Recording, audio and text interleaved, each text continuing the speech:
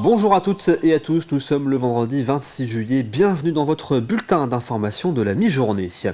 Et on commence avec ces perturbations très importantes sur le réseau SNCF à quelques heures de la cérémonie d'ouverture des Jeux Olympiques. Ce sont les TGV Atlantique, Nord et Est qui sont impactés, et notamment la gare Montparnasse. La SNCF se dit victime d'actes de malveillance coordonnés. Il s'agirait d'incendies volontaires d'armoires de signalisation dans plusieurs départements. Les perturbations pourraient durer sur l'ensemble du week-end. Un certain nombre de trains sont détournés, voire supprimés. Alors qu'en est-il en Vendée? On fait le point avec Quentin Gabriot à la gare de La Roche-sur-Yon. Ce matin, de nombreux voyageurs étaient inquiets pour leur train en direction de Paris à la gare de La Roche-sur-Yon. Ils étaient plusieurs dizaines à attendre sur le quai. Un agent de la SNCF informait les voyageurs qu'ils n'avaient aucune visibilité sur leur trajet. Pour le moment, les trains sont bloqués à la gare de Nantes et plusieurs heures de retard sont à prévoir. En effet, la ligne entre Le Mans et Chartres étant inexploitable, la SNCF est obligée de modifier le trajet des trains en direction de la capitale. Après cette annonce, certains voyageurs ont décidé de rebrousser chemin et de prendre leur voiture pour arriver en temps et en heure à leur destination. Le TGV est finalement arrivé avec 15 minutes de retard et les passagers ont pris place à bord du train. Le reste de leur voyage est toujours flou. Néanmoins, le TGV devrait se rendre à Paris, mais leur heure d'arrivée n'est toujours pas déterminée. Du côté du département de la Vendée, aucun retard n'est à prévoir pour le moment. Les Jeux Olympiques ont débuté depuis mercredi et la cérémonie d'ouverture va se dérouler ce soir. Et nous savons désormais quand les athlètes vendéens vont concourir et décrocher peut-être une médaille olympique. Alors Mathis Pires, dites-nous tout sur ce calendrier. Quand devons-nous suivre les Vendéens? Et oui Simon, jour J pour nos athlètes vendéens et vendéennes. Alors parmi les 571 athlètes français, 5 d'entre eux sont vendéens, 3 femmes et 2 hommes. Concernant leur calendrier, on commence avec Hélène Noesmoen, athlète spécialisée en planche à voile IQ Foil. Début de sa compétition le dimanche 28 juillet, c'est après-demain, au stade nautique de la Marina à Marseille. À partir de là, pendant toute la semaine, elle aura 12 régates, soit 12 courses de vitesse. Et en fonction de ses résultats, si elle fait partie des 10 meilleurs, elle pourra concourir pour la course aux médailles le vendredi 2 août. Ensuite, Louise Maraval, athlète spécialisée en 400 mètres haies. La native de la Véry entrera en scène dans une semaine pour le relais mix, premièrement, avant d'enchaîner sur sa spécialité 2 jours plus tard et terminer par le 4x400 mètres le 9 août. Tout ça à Paris, au Stade de France, évidemment. Dernière femme, Constance Picot. Elle est la seule vendéenne à nous représenter dans les disciplines collectives avec le football. Et sa compétition a d'ailleurs déjà commencé. C'était hier soir à Lyon face à la Colombie. L'équipe de France féminine s'est imposée 3-2.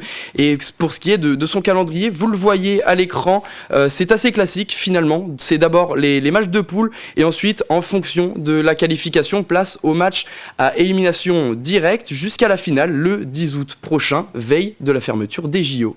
Alors Mathis, on a parlé de nos 3 Vendéennes, mais qu'en est-il aussi de nos 2 Vendéens? Eh bien, ils sont 2 à concourir dans la même discipline. C'est Léo Bergère et Pierre Lecor, triathlètes, respectivement licenciés au club de Saint-Jean-de-Mont et des Sables d'Olonne. Ils entreront en lice le mardi 30 juillet pour l'épreuve individuelle. Et encore une fois, 6 qualifications il y a. C'est ensuite place au relais mix le lundi 5 août. Les épreuves, pour votre information, se dérouleront sur le pont Albert III, et qui dit donc triathlon dit natation. Nos athlètes vendéens devront nager dans la Seine, et forcément Simon, on ne souhaite que du meilleur à nos athlètes vendéens et si possible de ramener le plus de médailles à la maison, sans oublier nos para-athlètes qui eux sont pour le moment au nombre de 5 qualifiés pour la fin août. Merci Mathis pour ces précisions. À noter que d'ailleurs que ce soir, la Vendée sera aussi présente lors de la cérémonie d'ouverture avec le chanteur Philippe Catherine, originaire de Chantonnay, une cérémonie qui pourrait aussi être vécue depuis La Roche-sur-Yon avec une fan zone. C'est l'événement du week-end, la 40e édition de la fête de la bouse à Tréiez. C'est la plus grande fête traditionnelle du sud Vendée. Historiquement, la bouse était utilisée dans les marais pour se chauffer ou encore faire la cuisine. Une habitude qui a disparu mais qui refait surface à l'occasion de la fête, qui est également réputé pour son célèbre lancer de bouse. Un reportage de Grégoire de Châtillon. Alors on les mettait donc debout, ouais. Pour aérer. Des bouses de vaches en train de sécher au soleil, cela faisait partie du décor. Dans les marais desséchés, on en voit ici au pied de la tour de Mauric. Là, un impressionnant tas de bouse dans la commune de Grue. Mais l'essentiel. Ils savaient faire, c'était leur travail. Bernard et Prosper Giraudet, son frère, ils ont 76 et 78 ans et la bouse de vache, ça leur parle. Toute la journée, il y avait la grand-mère qui s'occupait d'alimenter le feu. Alors c'était le seul moyen à l'époque qu'on pouvait, disons, chauffer, surtout faire la cuisine. Surtout, oui, et même le chauffage. Sur ce territoire en manque de bois, c'était le combustible du quotidien. Leur dernier souvenir de l'utilisation de ces galettes de fumier remonte au milieu des années 60. La jument, parce que c'était une jument. Avec de l'eau et le piétinement d'un cheval, pour obtenir la consistance voulue, la fabrication de ces galettes était un rituel, désormais reconstitué chaque année lors de la fête de la bouse. Autrefois, il y avait toujours une galette sous la marmite. C'est une cuisson très très lente, ça convenait très très bien.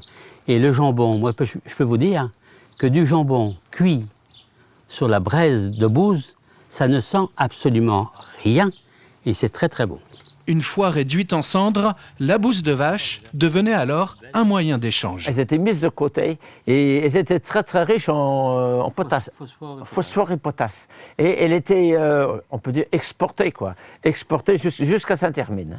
Mais la plupart du temps, elles étaient surtout échangées pour une barrique de vin. Parce qu'en bocage, ils faisaient beaucoup de vin, alors que chez nous, il n'y a pratiquement pas de vigne. C'était surtout un échange. La fameuse bouse de vache aura donc, comme chaque année depuis 40 ans, sa grande fête traditionnelle à Trièze, le dernier dimanche du mois de juillet. On jette un rapide coup d'œil sur votre météo de cet après-midi avec la grisaille qui malheureusement persiste et il pourrait même y avoir quelques gouttes de pluie autour de la Roche-sur-Yon et Montaigu. Côté température, comptez 19 à 21 degrés sur la côte et 23 à 26 degrés dans les terres. C'est la fin de cette édition. Nous reviendrons bien sûr à 18h avec un nouveau point sur la circulation des trains et ses perturbations sur l'ensemble du réseau de la SNCF. On se quitte avec ces images du cirque Zavata en pleine installation à Saint-Gilles-Croix-de-Vie. Vous retrouvez bien sûr l'ensemble des reportages sur tvvendée.fr. Très bonne journée.